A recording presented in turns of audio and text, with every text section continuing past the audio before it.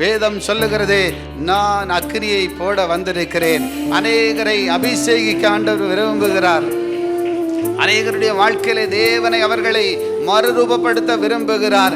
இவங்களா பிரகாசிக்க போகிறாங்க, அவங்களா பிரகாசிக்க போகிறாங்க, இவங்க எங்க எழும்ப போறாங்க, இவங்களுக்கு பேசவே வராது, இவர்களுக்குள்ளே ஜெபிக்கக்கூடிய பலன் கிடையாது.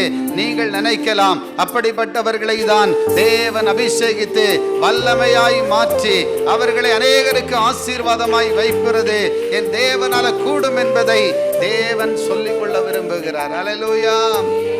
ஆண்டவர் சொல்லுகிறார், பூமியில் அக்கினியை போட வந்தேன். ஆமென்.